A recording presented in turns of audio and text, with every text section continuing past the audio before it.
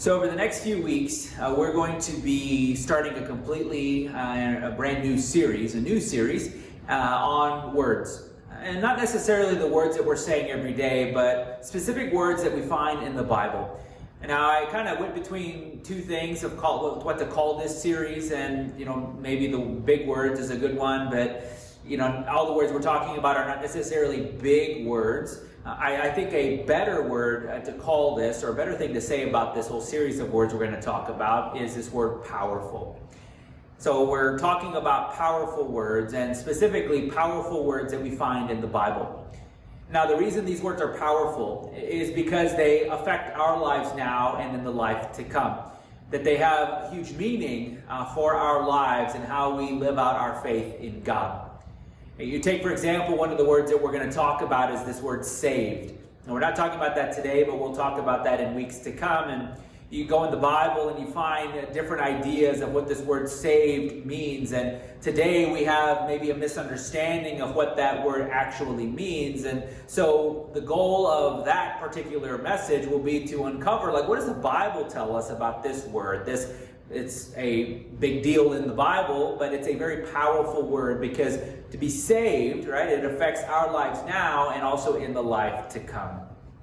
And the word that we're talking about today is this word heaven. Many of us have different ideas of what heaven is, or have many pressing questions or curious questions about what this really is. So what does the Bible really have to say about this word, and how does that apply to our lives, and does it really mean anything, or is it just some kind of escape route for us, or some sort of form of escapism that we're just looking towards that life and not really worried about the life that we're living right now? And so that's the word that's going to be in view today. But before we get into talking about that, I want you to think back to maybe stories that you were told when you were a kid. Now, instantly we might go back to stories that maybe were passed down in our families. Maybe you had a story about some crazy uncle or crazy family member who did some crazy things, and so that story is just always told. Or maybe when you were being put to bed, you were told maybe the story of how your parents met, and maybe your mom or your dad maybe embellished that story to make it a really cool and exciting kind of story. And so we instantly think about those kinds of stories, but I don't want to talk about those stories necessarily, but stories that maybe we are actually very familiar with. Now, you think back to maybe you were told these stories, or maybe you watched the actual movies of these stories, but you might have heard different fairy tales. And in these particular fairy tales, something like Cinderella, which is based on another fairy tale, or you think of the Three Little Pigs, which is based loosely on another story as well, and then you have Pinocchio, which is based on another story as well. Now, to make them fit for TV, we actually always make the stories end really well. If you go back to the original fairy tales with some of these stories, or sometimes they come up with a book called The True Story of Such and Such, you find that the ending is actually really grim. But for the most part, what we find is a lot of these stories being fit for TV, fit for kids to actually watch, is that they always end on good terms. That regardless of the character's mistakes, regardless of the misfortune that comes towards the main character, what we find is that everything always works out in the end. And you always hear this sort of phrase, and maybe you don't hear it explicitly, but at least this is what they're trying to communicate to us, is this particular phrase, and they lived happily ever after. Right? That's the phrase that we hear, or maybe what's really being communicated to us in the message, is that the characters in the story are now living happily ever after. And why do we say that, right? Why do we bring up that phrase anyway? Well, usually when they bring up that phrase, they're trying to tell us that all the drama, all the pain and suffering, all the joy and excitement is over, right? Everything that makes this story being told worth telling, all of that stuff's over. And now everyone's going on and living their best life now. And that really permeates not just those stories, but this idea of happily ever after. I mean, that's what makes TV shows TV shows. Seasons go on after season after season after season because there's this continued drama, there's continued friction between characters, and then when you want it to end, when you want the season to end, when you want the show to end, what do? You create a scenario in which this is true, right? And they lived happily ever after. That's the end. There's nothing else left after this, and they just kind of go on and live their happy lives. But it's not just fairy tales, it's not just TVs and movies, but you can bring that to real life too. I think back to our wedding, and I remember either us getting a gift or us getting a card that said the same phrase, and they lived happily ever after. It seems that what's being communicated to us is that after the dating and the wooing and the sort of petty disagreements that are had early on in relationships, that all of that seems to go away. All the joy and excitement seems to go away once you're married. That marriage is the culmination of a relationship, and then after that, there's nothing else left. We are told that we are to live happily ever after. But you see, when we look at the reality of life, that life isn't, and they lived happily ever after. What we know from life is that life, even though it's filled with many good things, that there are also on the flip side of that a lot of negative things. A lot of things that really drain the life from us. A lot of things that tend to hurt us, whether people are hurting us or situations and circumstances happen to us. They cause a lot of pain and suffering in our lives. Right? You see that in the news. You see a lot of people overseas who are suffering because their governments are at war with each other. Or you bring it back home here and you see a lot of people who are maybe stricken with some disease and are suffering for a very long time. Or you see situations and circumstances that are sort of enveloping people, and they fall into depression and other things that occur in their life that make them feel depressed, that make them feel like nobody is with them, that they feel that they're all alone. So it's not really that, and they lived happily ever after. No, there is no stop to that, right? We might say, and they lived happily ever after for a while. Because then the reality of life sets in, and we realize that there's a lot of pain and suffering in our world.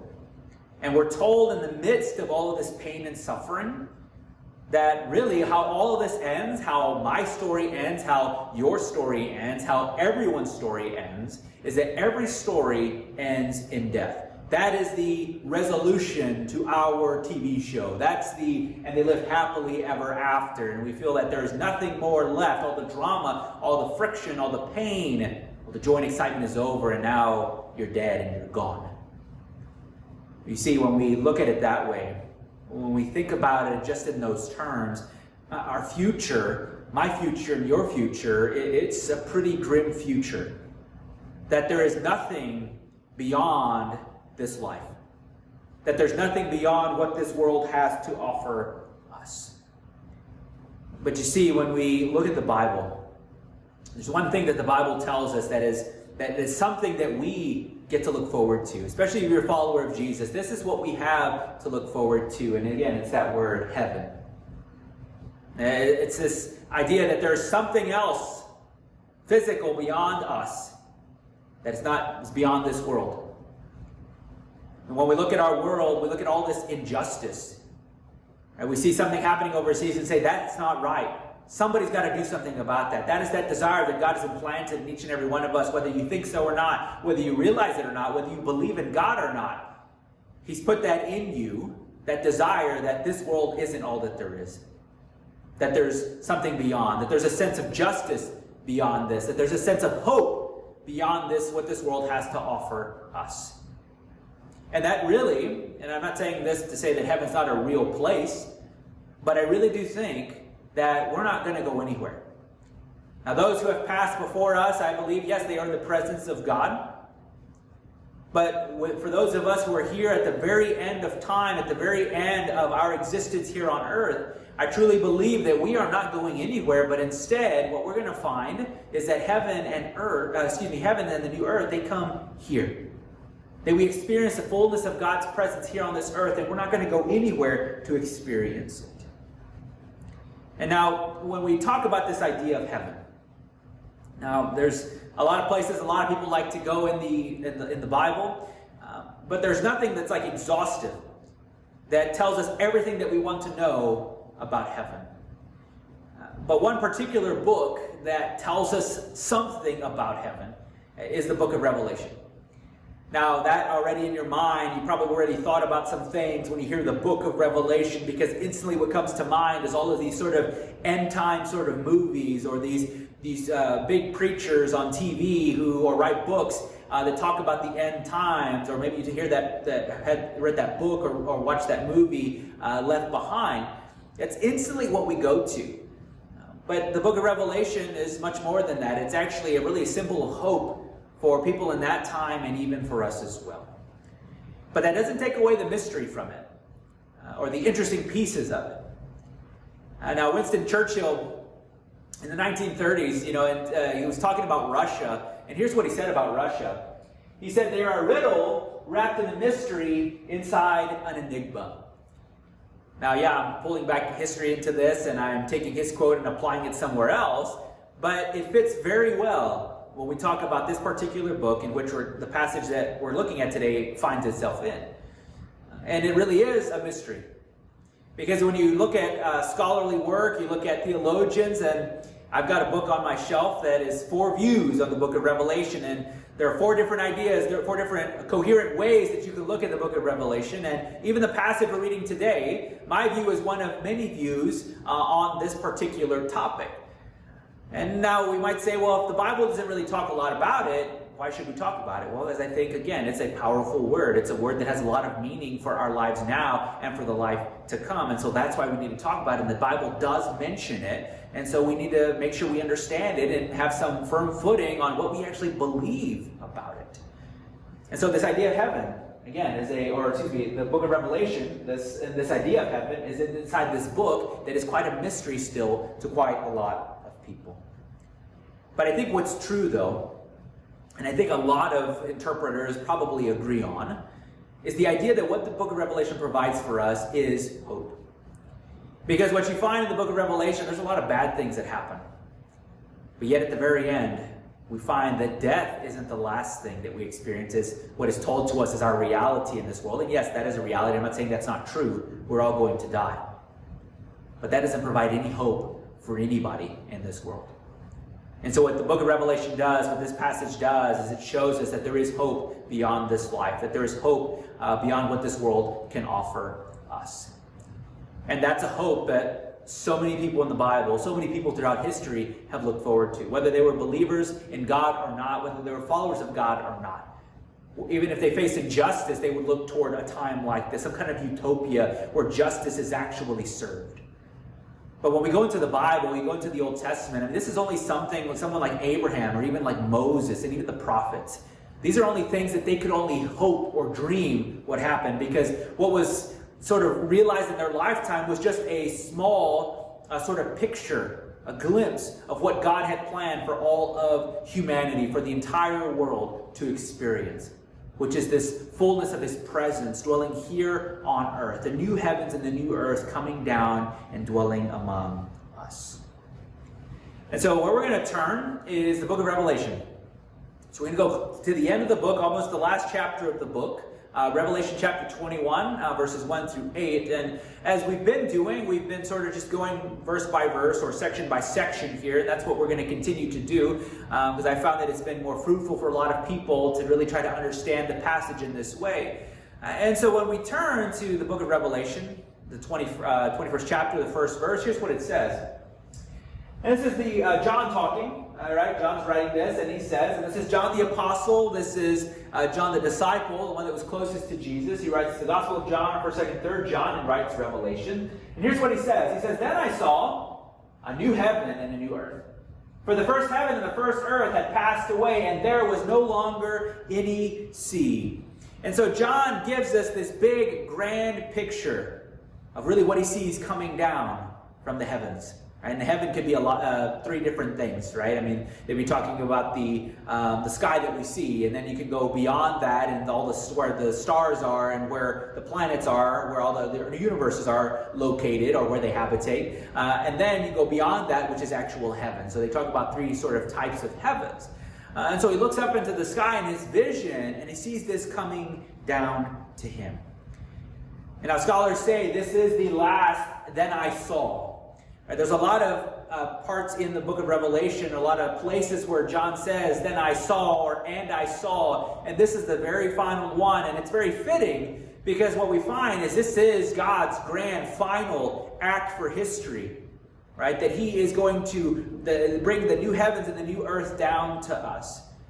And now we might look at this and say, well, it's going to be a brand new thing, right? That the old earth and the old heavens are just going to be completely destroyed, and this thing is coming to replace these things that we see here on earth, or the heavens that we see in the sky. But I don't think that's exactly what he is saying here. As we're going to continue to read, we're going to find that I think he's actually saying something a little different. Now, I don't know about you, but I think a lot of people, when they hear that, like heaven, I mean, we have different ideas of what that's going to look like. Right? Maybe we think, well, once that comes here, we're going to all sprout our wings and fly around in the sky and sit on some clouds playing some harps or something, and maybe to get entry to heaven, there's somebody, maybe the Apostle Peter, who's standing at the front desk, and you come in and he checks your name off the list, then you enter the pearly gates, go down the golden road, and go down to your mansion, which has been prepared for you. And so we take quite of a literal stance, some people do take a literal stance on what all this really looks like, and I'm not sure that's the case, and the Bible is not really clear on a lot of this, and so I think we should probably stick to what the Bible talks about, and not really try to read in our fantasies or read in what we would like to see in heaven. Instead of just go with what God is trying to communicate to us, especially what we see in this book. But you see, when we have these sort of imaginations or imaginings about heaven, usually it's because we're trying to make sense of something that is really incomprehensible. And I think that's what John's doing here. I mean, I think John really doesn't quite know what to actually say about it. I mean, put yourself in John's shoes, and you're seeing this vision of this grand thing, God's final act for history to bring new heavens and new earth to reality. I mean, what words are we going to use to explain it? Maybe we try to come up with words, and all we're going to be is empty. Because we can't imagine what God is going to do to this earth, what he's going to do to the heavens. We can't imagine that at all. And so our attempts, the things that we imagine, that's our attempt to try to make sense of something incomprehensible. And I think that's for good reason. I think God does that so that we are surprised, that we are looking forward to this, because we don't quite know everything that it's going to be. And so God is leaving all of that until we actually see him face to face, when the end of time actually comes and Jesus comes back again, and we are in eternal relationship with God from that point on. So I think sometimes it's okay to imagine. But we've got to remember that the Bible only talks about certain things, doesn't talk about everything. And so part of us has to be content just what the Bible is communicating to us. So anyway, one of the other things that it says here is that there was no longer any sea. Now, I think this is such an encouraging sort of thing, and for us, we might look at it and say, well, I guess there's just no water. Well, I still think there's probably going to be water. I mean, at least that's what I imagine, so this is kind of playing in what I just said. I imagine that there would be water. But when he says here there's no sea, I mean, what is he talking about? For people in that time, when they saw that there was no sea, or what they thought of the sea, was that's where evil comes from. That is the source of evil. And so what John is saying here is that there's a time coming when there's going to be absolutely no evil. That is going to be completely eradicated. Now again, that's something we cannot imagine. That's something we have to look forward to. Something that we still hope is going to happen. So that's what he says in verse 1. But then here's what he says following that. He says, I saw the holy city, the new Jerusalem, coming down out of heaven from God, prepared as a bride beautifully dressed for her husband. And I heard a loud voice from the throne saying, look, God's dwelling place is now among the people, and he will dwell with them. And they will be his people, and God himself will be with them and be their God. Now, I don't know about you, but this instantly sort of makes me go back to my wedding day. Now, when I think about when I got married, I remember standing at the back, or right outside the room of the sanctuary, and everybody's already packed in there, everyone's already gathered, and we're about a minute or so before the start. And the wedding the wedding planner comes over and says, look, once you go in there, you need to just take the long way around. Make sure you don't stop. People are going to try to talk to you. Just keep going to the front. And so we kind of did our task there, me and the pastor. We go up to the front, and all eyes are on us. All eyes are fixed on us, and they know something is about to begin. And so then you have the procession come in, you have families, you have the maid of honor and all those other bridesmaids that come through, and everyone looks at them, but they continue to fix their eyes on the front. What's the reaction that's coming from the front of the room? And then, one of the probably two moments in all of the wedding, this is when people stand. When the entry of the bride comes in, when she's adorned so beautifully for her wedding day. All eyes are turned to her. All the attention's taken away from the groom, and now we are looking at this bride, so beautifully dressed, coming into the room to sort of steal the show. You know how it ends, right? They get married and they live happily ever after, at least happily ever after for a while. But I picture that here. I picture John looking up, and maybe his attention's to everything that's happened before chapter 21. And again, what we know from chapter 21 is that before chapter 21 is a lot of darkness before them, a lot of judgment that occurs. Yet there's still hope that comes out of all of that. And John maybe is occupied with what has happened already in his vision, what's to come. And then his attention is turned towards the holy city, the New Jerusalem, prepared as a bride beautifully dressed for her husband. Then he says, look, there's much more to this. It's not just that we see this grand entry, but what that grand entry really means is that it means that God's dwelling place is now among the people, and he will dwell with them. Now that word for dwell, it actually comes from another letter of John's. When you go to the Gospel of John, you see this same word. So the only other time that we see this word to dwell is actually only in John chapter 1. And it means literally that God is tabernacling with his people. That you go back to the Old Testament, when the tabernacle was created or built, the Jews believe, and this was true, that God's physical presence dwelt within the tabernacle. Another word for his sort of tangible presence is a Shekinah, which you might hear in other writings. And that's kind of a similar word that we see here for this word, to dwell. And so you go to John chapter 1, and that's what John says that Jesus did. This was the first coming of God being flesh on the earth. And he says the Word became flesh and made his dwelling among us. So he came, he dwelt among us, and that gave us a glimpse of what it was going to be like for God himself in his fullness to dwell with us. And we don't see that until the very end, almost the last chapter of the Bible. God's grand final act for humanity is that he comes and he lives among us, that he dwells with us. But John goes on.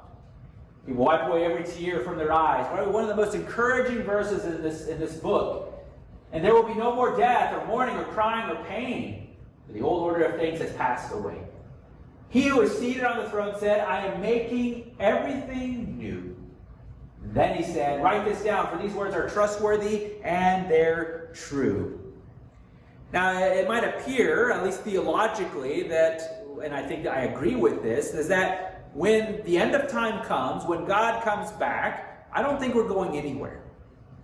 Now, of course, those who have passed on, I believe they're in the presence of God, but I believe that, at least from my understanding of this, is that heaven is going to be here on earth. That God is actually going to recreate this fallen and this broken world. I mean, that's what he says. I am making everything new. But let's try to take a moment to, imagine that. Can we imagine this world being brand new? It's hard for us to even imagine it. I mean, our imaginations are so finite, we can't even really put pictures and images to what that really looks like, because none of us have been free of the effects of sin or the effects of other broken and fallen people doing something against us or doing something against people who we love. But you see, it's the same for all of us, though, is that we all desire a time when things will be made new. There's going to be a time when there is no tears in our eyes, no more death, or mourning or crying or pain. The old order of things has happened. They've passed away. And Jesus is making everything new. You see, that desire for hope, that desire for something more, that desire for some kind of utopia, everything just works out, right? That desire is in all of us. You look at what King Solomon says in Ecclesiastes. He says that he, God, has also set eternity in the human heart. So that's the desire, that this world is not enough, that there's something else out there for us to have and to hold and to hope in. So whether you're an atheist, whether you're agnostic, whether you're a believer, whether you think so or not, whether you agree with it or not, whether you believe it or not, that desire is in you. When I hear atheists talk about things, that's in their heart, that desire is there. Because one of the main questions for atheists is that, there's injustice going on over there, and if they say there's evil out there, then they assume that there's got to be some sense of good, that there's got to be some sense of justice that should be done to that person. So they imagine in their own minds how life should be. That it should be better than it is. That the way the world is, it's broken, and somebody ought to do something about it, and that's why they always then pin it on God. Or they say, I don't believe in God because this is a problem. But again, take God out of the picture. You still have the same problem. That evil still exists. But that desire is also there too. We desire something more. We desire some kind of hope. Something to hang on to, that justice will actually be served in these various circumstances that we talk about, or that maybe we see in other countries on the news, or maybe we experience in our own life. And I know I don't have to rehash any of this. I don't have to tell you to go look at the news to realize that that desire is in us because of everything we see. You read on the news that there are wars going on between governments or between sort of factions, and the governments aren't the only ones dying, military isn't the only ones dying, but you see real people on the ground, innocent people who are dying. You see other people dying in very many other ways, whether they're stricken with some disease and they suffer for a long time and die, or you find those who die unexpectedly or die in some horrific car crash. We realize that there is some sense of injustice or some sense of unfairness that's going on in the world, and the effects of sin are always there, whether the sin is fueling the evil in our world or the sin is always at our door trying to tempt us, trying to make us fall. All of that is there. But what John is telling us is that there's going to be a day coming when that is going to be completely done away with. And we can't imagine that. But what we know is this, is that this is going to be a whole new reality. As one author says, a new kind of existence in which all the negatives of the first will be removed and all the discoloration of sin will be gone. John goes on. He says, he said to me, it is done. I am the Alpha and the Omega, the beginning and the end. To the thirsty I will give water without cost from the spring of the water of life. Those who are victorious will inherit all this, and I will be their God, and they will be my children. But the cowardly, the unbelieving, the vile, the murderers, the sexually immoral, those who practice magic arts, the idolaters, and all the liars, they will be consigned to the fiery lake of burning sulfur. And this is the second death. Now we read this and automatically we get into two modes here. We say, oh, this is so encouraging. But then we say, man, this is so discouraging. All right, maybe that causes some fear in us. But ultimately what John wants us to see is that we can have hope in the midst of all of this. There is something to hope in. That there is something beyond what this world offers. Something that we can look forward to. And what he really says throughout this section, here's what he says. When there's no more sea, it means there's no more chaos. No more tears. All those hurtful memories that are in your brain that always creep up in the worst of times in your own life and make you feel even more and more depressed, those are replaced. No more death. Because our mortality has been overcome, enveloped by the eternal life that God gives us. There's no more mourning. Because our grief, those people that we lost, the situations that we grieve over, right, it's going to all be completely comforted, fully and satisfactorily comforted. No more crying or pain. Human suffering is going to be cured. That will be no more. No more wickedness. Evil is going to be banished for good. For many of us, we probably have so many curious questions about heaven. We wonder, when I go to heaven, how old am I going to be? Am I going to be like how old I am when I'm dead? Or if I was sick, am I going to be back into my healthy age? Or if I was in a wheelchair, does that mean I'm going to be in a wheelchair? Or are animals going to be in heaven? What do we do all day? Are we just going to be saying hallelujah all day, singing hymns all day, playing harps on our clouds all day? What are we going to do? What is it all going to look like? But you see, I think in God's wisdom, he left all of that out. So we have something to look forward to.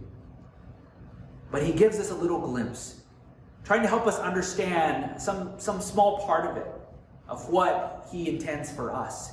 And this old list here, it's not exhaustive. But this is what God is really going to do for our world. So we're not going anywhere, but God is coming here to recreate this broken world.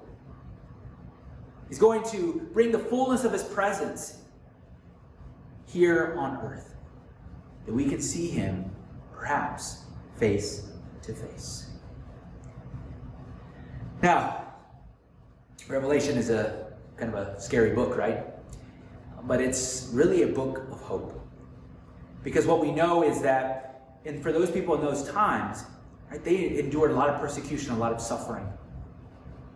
But they could have hope that God was going to vindicate them, that justice was going to be served against their oppressors. But what that tells us too is that in the face of evil, true evil in our world, or in the face of the misfortunes and the sufferings that we experience day in and day out, in the face of those things, that we can still have hope for a future. Because if this world is all that there was, there's no hope to be had. It's a pretty grim end for all of us, is that we all die. It all ends in death, and there's nothing else to be had. You die in your suffering, and that's the end of it. There's no other worldview that provides a consistent and coherent answer to this particular question, right? Of how do we have hope in this world? And the only way we can have hope is by trusting in God, that he ultimately will bring about justice and vindicate us at the end of time. That those people who hurt us, those people who hurt other people in our world, the evil and the sin in our world, is going to be fully and completely destroyed and done away with. So this is something to look forward to. Now, some people, what they tend to do is they like to critique Christians on this. They like to say, oh, well, it's escapism, right? You're just looking at heaven, right? You just don't care about this world, and you're just going to keep on living like you don't care because you're just waiting for the next one. But you see, it's not a form of escapism. It's a form of hope. I mean, we're even commanded in the Bible to look towards heaven. Colossians 3 says, since then you have been raised with Christ. Set your hearts on the things above, where Christ is, seated at the right hand of God. Set your minds on things above, not on earthly things. And I think for followers of Jesus, they become more productive when their eyes are set on heaven. Because when they know where they're going, when they know how they should live, the way they live now is completely and totally different. And so we are to look forward to this time. But for the meantime, we wait. We have to be content or satisfied with the small glimpse that God does give us of this time to come. I mean, this is what people in the Old Testament even just, again, hoped for and dreamed of. Some language they used or they said was that there's going to be a time coming when the lion is going to lay with the lamb. Like if you go to some circus or you go to some farm and you put a lion and a lamb together, what do you think is going to happen? There's not going to be any more lamb. There's going to be a time coming when those things will live in peace with one another. And that's what we have to look forward to. This time of unparalleled peace and hope fully realized. You see, again, God gives us a glimpse. Like he gave people in the Bible, he gives us a glimpse when we look at our relationship with God. We're told when we become followers of Jesus, that according to the Apostle Paul in 2 Corinthians chapter 5, verse 17, he says this, is that we are created as new creatures in Christ. And so if that's true for you, you realize that your life is completely changed, is completely different. You are now at peace with God. And that is fully realized when God comes again. When he comes here and he completely recreates this broken world. Let's pray. Well, God, thank you so much for your word. Thank you for your grace. Thank you for your love. Thank you for this hope that we can have about heaven. That this world isn't all that there is, that there can be justice served in the time to come. That when we see it, all the places that the world is suffering or that we ourselves are suffering, we know that this isn't the end. That death isn't the end. That our life isn't just death, period. But that there is something that comes after that. That there's hope to be had. That I don't just die in my suffering, Lord, but I can find hope and new life in you. In this life and in the life to come. So Lord, we thank you for this opportunity that you've given us to be in relationship with you. And pray that we would all come into that deep and saving knowledge of you. Pray this in Jesus' name. Amen.